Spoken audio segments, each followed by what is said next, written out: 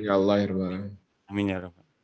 Dan juga buat teman-teman semua diberikan, kekuatan dalam menghadapi pandemi ini. Ini perkenalan dulu, nama saya Erianur Ahmad Budi Sunaryo, kebetulan saya di staf bidang Sistem Informasi dan Komunikasi, jadi website tadi itu masuk dalam bidang saya dan juga, termasuk dalam tim gugus tugas COVID-19. Kemudian ini alamat email dan sosial media, mungkin bisa kontak di sana seandainya ingin bertanya, banyak bertanya, tentang apa, sharing. Oke, ini saya jujur aja saya deg-degan ya. Oke, ya, kita akan membahas dan ini disclaimer saya adalah semoga Allah memberikan kebenaran dan hikmah dalam sesi ini dan semoga kita semua diberikan kesehatan, kekuatan dalam menghadapi pandemi ini dan semoga pandemi ini segera berakhir. Hari ini kita akan sharing tentang 4 materi, yaitu yang pertama kita akan review tentang apa itu EWSS, kemudian karena kemarin sebenarnya saya share di Facebook, kemudian ada yang bertanya, saya share formnya, terus ada yang bertanya, "Kok punya saya beda dengan yang Pak Eri share?" Nah, ini saya akan jelaskan bahwa EWSS itu pada tahun 2017 sudah ada update-nya, apa perbedaannya nanti akan saya share juga.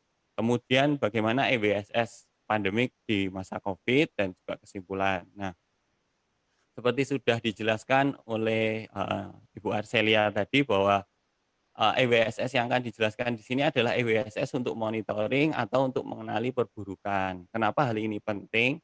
Karena di masa Covid ini untuk pasien yang memburuk kan pasti biasanya resource ICU itu pasti akan dibutuhkan kalau kita pakai EWS yang biasa kan.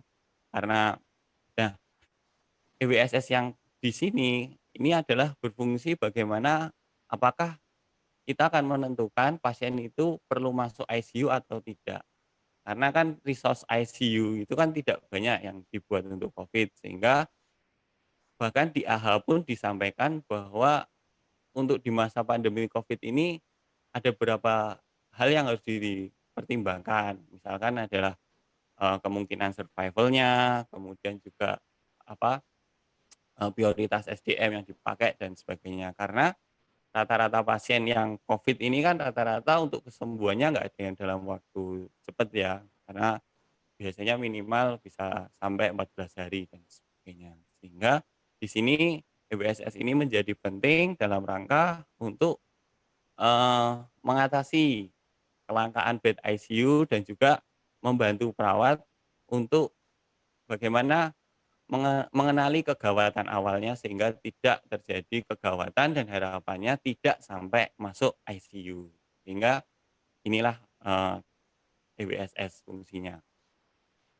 Jadi, ini sertifikat completion untuk, course EWS yang diikuti yang dari Inggris yaitu untuk National Early Warning Score System. Jadi saya akan review karena kebetulan banyak rumah sakit sudah pakai EWS ya. Mungkin kalau ada beberapa yang belum, mungkin karena, prosedur atau apa sehingga mungkin belum, tapi, menurut saya kebanyakan rumah sakit sudah semua menerapkan EWS karena juga sudah ada di Standar Nasional Akreditasi Rumah Sakit. Oke, jadi kenapa ada EWS atau National Early Warning Score? Yang pertama itu adalah, ini alat sederhana yang digunakan untuk menstandarkan penilaian keparahan penyakit yang akut. Kemudian sederhana karena simple, karena bentuknya itu kan seperti monitoring vital sign. Nah, ini menggunakan istilahnya adalah track and triggering system. Jadi track and triggering itu melacak dan mengaktifkan. Maksudnya bagaimana? Jadi agar pasien itu selalu termonitor dan jika ada sesuatu bisa kita melakukan trigger untuk mengenali kegawatannya secara lebih awal. Dan memang tujuan awal dari NEWS atau Early Warning Score System ini dibuat agar jangan sampai terjadi kegawatan. Jadi menekan terjadinya cardiac arrest. Nah, dan skor EWS ini dihitung dengan menggunakan parameter fisiologis pasien yang setiap hari kita lihat. Kemudian parameter penilaiannya itu didasarkan pada PEWS. Jadi VEWS itu, jadi EWS itu sebelum NEWS ada banyak sekali, ada MEWS, ada Modified Early Warning Score System. Kemudian juga ada VEWS atau Vital Sign Early Warning Score System. Nah, NEWS NEWS ini dibuat berdasarkan penelitian yang dilakukan di NHS atau di seluruh Inggris, sehingga akhirnya dipakailah NEWS ini dan terbukti mengurangi angka kejadian cardiac arrest di bangsal atau di rumah sakit. Dan juga membantu untuk refer ke layanan yang lebih tinggi, misalkan ke ICU, HCU, dan sebagainya. Nah, NEWS ini sekarang sudah ada yang versi 2, yaitu berdasarkan pada pengembangan NEWS pertama pada tahun 2012. Jadi NEWS 2 ini dikeluarkan pada tahun 2017. Nah, kenapa ada? Yaitu untuk mendukung pengambilan keputusan klinis yang konsisten dan juga respon klinis yang tepat. Dalam hal ini, agar biasanya akan ada nilai, ada skor, dan ada respon. Sehingga bisa untuk pemantauan plus juga untuk melihat perburukan. Oke. Nah, selain itu juga bisa digunakan untuk audit. Jadi bisa untuk melihat audit dan juga perencanaan kebutuhan SDM. Sehingga kalau saya memberikan seminar EWS biasanya, karena EWS kan biasanya diterapkan di rawat inap ya. Jadi EWS ini mempermudah kerja perawat, terutama teman-teman yang di bangsal. Karena dengan adanya kategorisasi ini, seperti kalau yang EWS lama itu merah, kuning, dan hijau, itu kan mempermudah karena monitoringnya nggak harus sama semuanya. Kan kalau zaman dulu sebelum ada EWS kan semua monitoring sama, misalkan 2 kali, terus atau 3 kali dalam satu shift. Sehingga dengan EWS ini akan lebih bisa, terseleksi mana yang harus di 8 jam, mana yang harus lebih intens dan sebagainya. Sehingga mempermudah kinerja perawat. Sehingga makanya setiap kali mengisi tentang EWS, bahwa saya sampaikan pentingnya EWS ini selain bagi orang-orang yang di ICU ataupun bagi yang untuk mengenali kegawatan juga mempermudah teman-teman yang berada di rawat inap itu sendiri. Nah, sebenarnya kenapa ada EWS? Karena seperti kita tahu dari rantai keselamatan, itu ada pengawasan dan pencegahan serta pengenalan dan pengaktifan sistem tanggap darurat. Nah, EWS itu masuk di pengawasan dan pencegahan. Kemudian kalau KODU itu masuk di pengenalan dan pengaktifan sistem tanggap darurat. Sehingga EWS dan KODU ini dua hal yang tidak terpisahkan. Jadi istilahnya kalau kita ngomong EWS tentu harus ada tim KODU-nya gitu. Sehingga di sini tim KODU dan EWS itu akan saling melengkapi. Jadi dengan adanya EWS, tim KODU bisa diaktifkan atau rapid response team atau tim medis emergency atau tim medis reaksi cepat apapun namanya, sehingga pasien jangan sampai jatuh ke cardiac arrest. Nah, termasuk ada penelitian yang kenapa kok ada EWS, termasuk karena tingginya tingkat cardiac arrest di rumah sakit. Nah, termasuk di SNAR sendiri EWS dibahas di PAP 31.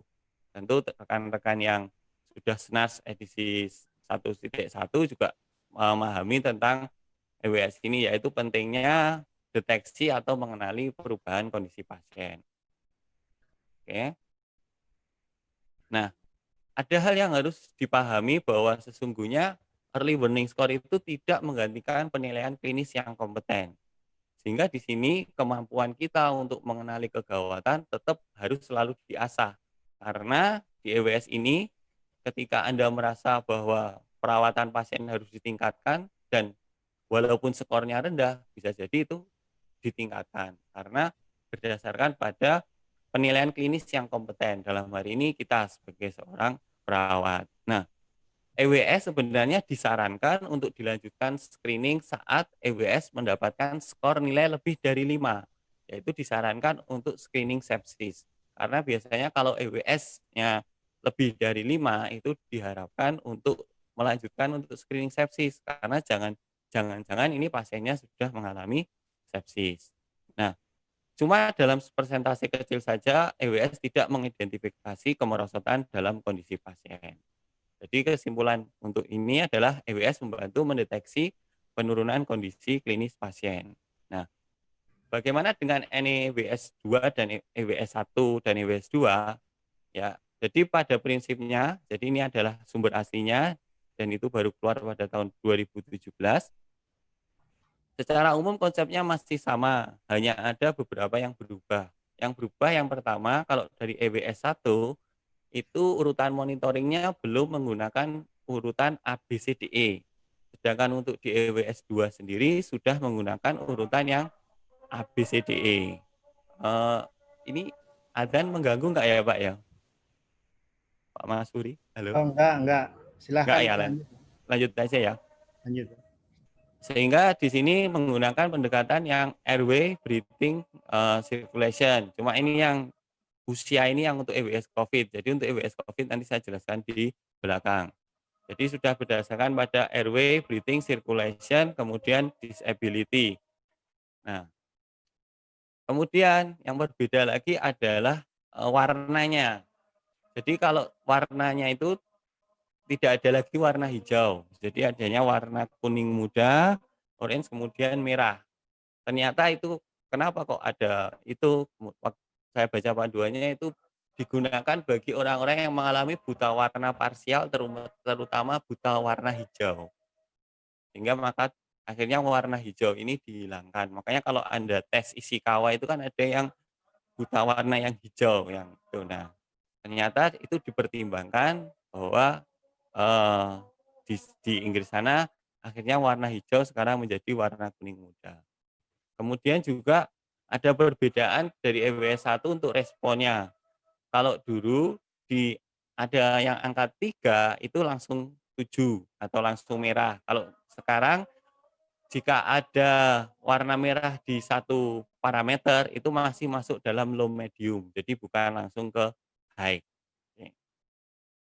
Kemudian juga adanya parameter yang jelas pada tiap EWS. Jadi kalau zaman dulu yang pertama itu dia hanya seperti ini, kemudian untuk yang kedua itu range-nya sudah jelas.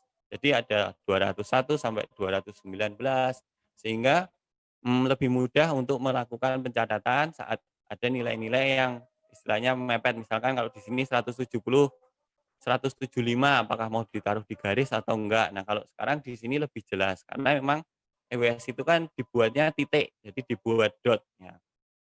Nah, kemudian yang di EWS2 yang menjadi concern adalah penggunaan skala 2.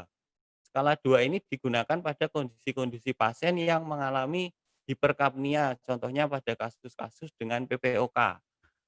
Pada kasus dengan PPOK tentu pasien sudah terbiasa retensi karbon dioksida, sehingga saat malah kalau saturasinya tinggi kemungkinan ada beberapa pasien yang menjadi kehilangan respiratory drive-nya atau kemampuan untuk bernafasnya. Nah, sehingga di sini dibuatlah skala 2. Kenapa kok dibuat skala 2? Skala 2 ini digunakan untuk pasien-pasien yang memang terbiasa dengan CO2 yang tinggi atau terbiasa dengan hiperkapnia. Nah, skala 2 ini dilakukan dengan indikasi dan petunjuk dari dokter, sehingga kita tidak bisa memutuskan sendiri biasanya. Jadi, monitoringnya nanti akan ditentukan saat masuk UGD, apakah akan monitoring dengan skala 1 atau dengan skala 2. Sehingga jika pasien-pasien yang terbiasa memang saturasi rendah tapi dia masih toleran, itu masuknya bisa ke skala 2.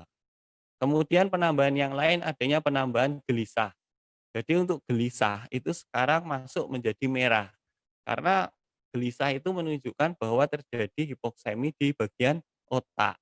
Sehingga di sini biasanya perburukan pada pasien ditunjukkan pertama kali adalah gelisah. Sehingga saat pasien gelisah sudah merah dengan tujuan apa? Agar kita semakin aware apa yang menyebabkan gelisah, apakah nyeri atau apakah karena hipoksemi dan sebagainya. Nah, sehingga ini di bab 2 ini yaitu ada perubahan untuk NIWS dan NIWS2. Nah, sekarang bagaimanakah untuk EWSS pada masa pandemi COVID? Jadi ini berdasarkan jurnal yang saya temukan. Jadi saya mencari EWS kebetulan. Nah, saya nemu 2 EWS, 1 EWS screening dan juga EWS yang ini, sehingga akhirnya ini digunakan untuk yang monitoring, kalau EWS screening digunakan untuk screening. Kenapa kok harus ada EWS screening? Jadi tujuannya agar kita lebih aware.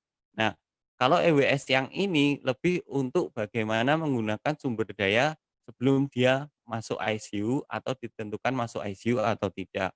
Sehingga akan membantu baik teman-teman yang di ruangan, di isolasi, ataupun yang di ICU. Sehingga sumber daya itu bisa benar-benar dimanfaatkan dengan baik. Termasuk karena kan kalau seperti, kita tahu bahwa untuk CPR atau resusitasi itu juga harus dipertimbangkan di masa pandemik ini karena termasuk aerosol generating prosedur. Sehingga kenapa harus ada ini? Karena tujuannya juga mengurangi transmisi untuk penularan kepada tenaga kesehatan. Sehingga memang ini dibuat dengan pertimbangan bahwa ya mengurangi transmisi dan juga untuk sumber daya. Nah, apa yang membedakan? Cuma 2 sebenarnya. Jadi yang membedakan adalah di NIBS Covid ini atau NIBS yang untuk corona ini ditambahkan usia lebih dari 65 tahun sebagai, salah satu faktor yang mempengaruhi. Kemudian pasien dibagi menjadi 4 kategori, yaitu ada warna hitam. Warna hitam ini walaupun dia continue monitoringnya itu ti ti kemungkinan besar tidak dipertimbangkan untuk masuk ICU. Oke. Jadi ini adalah nilai yang ada di, EWS Covid, di mana ditambahkan usia, jadi kalau ada pasien dengan usia lebih dari 65 itu masuk ke skor 3, ya. Nah, di sini ditambahkan yang warna hitam. Jadi ditambahkan warna hitam ini karena pasiennya itu benar-benar parah dan juga sudah mengalami end stage. Jadi sudah, ini sudah masa end stage di mana dia sudah punya brain injury yang irreversible, kemudian juga gagal organ yang irreversible dan juga, istilahnya semuanya sudah end stage sehingga dalam hal ini pertimbangan untuk tidak masuk ICU menjadi hal yang penting. Nah, di buku panduan, pelayanan asuhan gawat darurat yang HIPGABI pun nanti akan diberikan yang versi yang bahasa Indonesia. Jadi sudah ada translatannya. Jadi sudah dialih bahasakan. Nah, ini juga alih bahasa berdasarkan dari sumber yang asli. Sehingga nanti untuk di tiap, institusi nanti akan bisa disesuaikan dengan kondisi institusi masing-masing. Karena tidak semua institusi punya rapid response team atau tim respon cepat. Sehingga ada yang beberapa rumah sakit yang tim Kodlu dan rapid response team-nya digabung menjadi satu. Nah, itu silakan disesuaikan saja dengan, yang ada di kondisi di Bapak Ibu. Dalam hal ini kami dari HIPGABI akan memberikan masukan saja. Nah, EWS yang digunakan ini adalah yang untuk yang dewasa. Bagaimana untuk yang ibu hamil dan anak-anak? Untuk ibu hamil kebetulan saya menemukan yang dari ISIDOK, yaitu dari yang bagian untuk obstetrik ginekologi. Nah, jadi atau International Society Infectious Disease, yaitu nah, itu menggunakan Modified Obstetric Early Warning Score System. Di mana di sini kenapa kok ada sendiri untuk ibu hamil? Karena ibu hamil itu memiliki nilai normal yang berbeda dengan pasien-pasien dewasa pada umumnya. Sehingga di sini, eee, nilainya pun akan berbeda untuk yang EWS pada ibu hamil. Termasuk juga pada anak-anak. Jadi untuk anak-anak saya ambil dari WHO, jadi dari Severe Acute Respiratory Infection Toolkit yang sudah menggunakan COVID adaptation. Di mana di situ yang digunakan adalah bedside PEWS, berasal dari parasuram, yaitu nilainya ini akan berbeda dengan tergantung pada tingkatan umurnya. Jadi tingkatan umur yang berbeda akan memiliki, istilahnya parameter yang berbeda dan memiliki nilai yang berbeda. Sehingga ini monggo silakan disesuaikan dengan yang ada di institusi Anda, karena saya lihat ada beberapa yang menggunakan PWS yang berbeda. Nah, saya mencari PWS yang nasional, memang PWS yang nasional untuk anak-anak sedang digodok oleh Royal College, of Nursing. Jadi memang ada dan sedang digodok, harapannya itu memang launching pada tahun 2021. Jadi memang ada timeline-nya, cuma memang mungkin karena pandemik ini akhirnya jadi mundur sehingga belum ada. Nah, tapi yang disarankan memang yang sudah divalidasi ini adalah bedside PWS atau bedside pediatric early warning score. Walaupun ada yang memakai yang punyanya ACRE, yang punyanya ACRE et al. Yang berdasarkan behavior dan lain-lain. Nah, tapi silakan ini disesuaikan untuk di institusi Anda masing-masing. Sehingga jadi EWS dalam masa pandemi Covid ini ada beberapa modifikasi terutama di bagian skor dan pengkategorian pasien. Nah, kesimpulan akhirnya yaitu yang selalu saya tekankan adalah EWS tidak menggantikan penilaian klinis yang kompeten, tapi membantu ya, jadi membantu. Kemudian EWS itu membantu menunjukkan tanda-tanda awal perburukan dan modifikasi EWS ini terutama pada penambahan usia dan pengkategorian pasien yang berbeda. Sehingga harapannya nanti kita bisa menggunakan resource yang tepat untuk yang memiliki kemungkinan hidup survival yang tepat dan juga mengurangi istilahnya apakah perlu CPR atau tidak, sehingga akhirnya bisa mengurangi transmisi, kepada tenaga kesehatan itu sendiri. Tentu selain juga kita harus mempertimbangkan tentang PPI dan APD. Nah, ini saya sudah buat versi alih bahasa yang bahasa Indonesia. Mungkin jika Bapak Ibu berminat bisa download di link yang di sini, nanti bisa di-copy untuk di-download. Mungkin itu nih referensi yang digunakan dan mungkin kita akan sharing saja. Mohon maaf jika ada salah-salah kata, saya akhiri. Wassalamualaikum